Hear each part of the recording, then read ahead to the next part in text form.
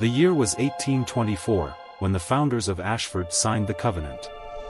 These were difficult times, marked by droughts and plagues that threatened the survival of the nascent town. Desperate, the leaders summoned a forbidden ritual learned from ancient books, sealing an agreement to ensure abundant harvests and prosperity. But the price was high, a human sacrifice every 50 years, chosen by fate, or by the shadows themselves. But Ashford's leaders made a mistake. The ritual cursed them, turning them into immortal creatures trapped between the physical and spiritual worlds.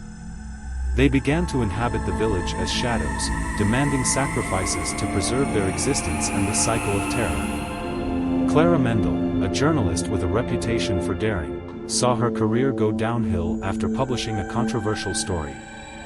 When she stumbled across a footnote about Ashford, a village virtually erased from maps, with reports of disappearances and unexplained sounds in the woods, she felt an opportunity for redemption.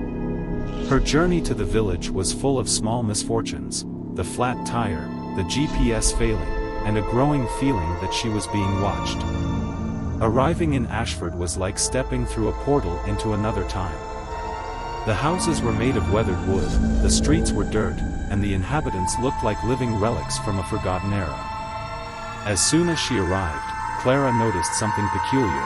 No one looked directly at her. It was as if her presence disturbed the fragile balance of the place. While exploring Ashford, Clara met Elias, a young man in his early 20s who worked as a blacksmith, a surprising trade for modern times.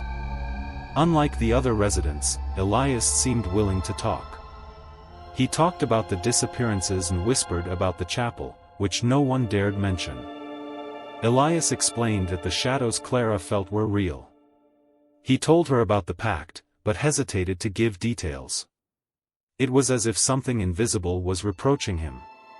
Determined to find out more, Clara began to question other residents. Each encounter seemed stranger than the last. An elderly woman asked if she heard the whispers of the forest. A middle-aged man warned her, "Don't trust anyone, not even yourself." Clara convinced Elias to take her to the chapel, but the mere mention of the place made the young man shudder. Finally, at midnight, the two of them entered through the back door, using an old map that Elias had found among his grandmother's belongings. The chapel was terrifying. Rotting wooden benches lined up under dirty stained glass windows. In the center, a stone altar seemed to pulse with a dark energy. On the walls, shadows moved, although the light from the lanterns didn't change. It was as if the darkness had a life of its own. Clara found a secret compartment in the altar containing the diary of one of Ashford's founders.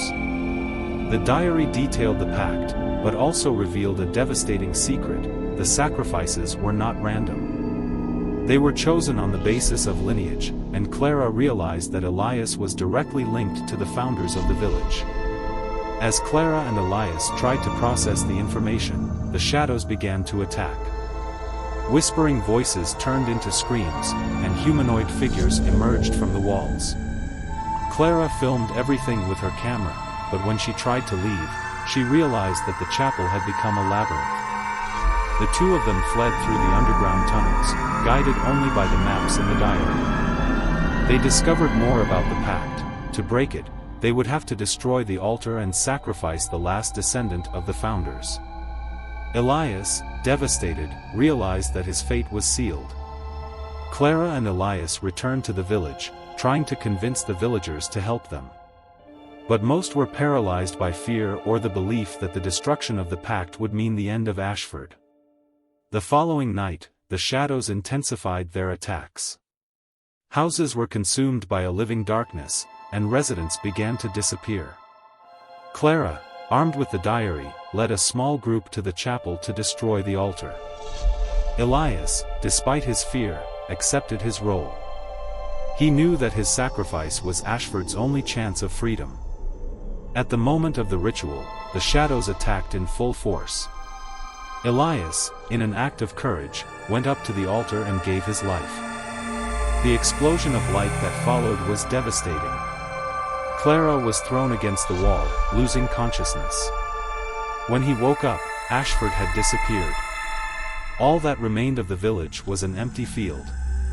Clara returned to town with the diary, but all her evidence, photos, videos and recordings, had been corrupted. Without proof, Clara's story was dismissed as fiction. But she knew the truth: the evil of Ashford had been contained.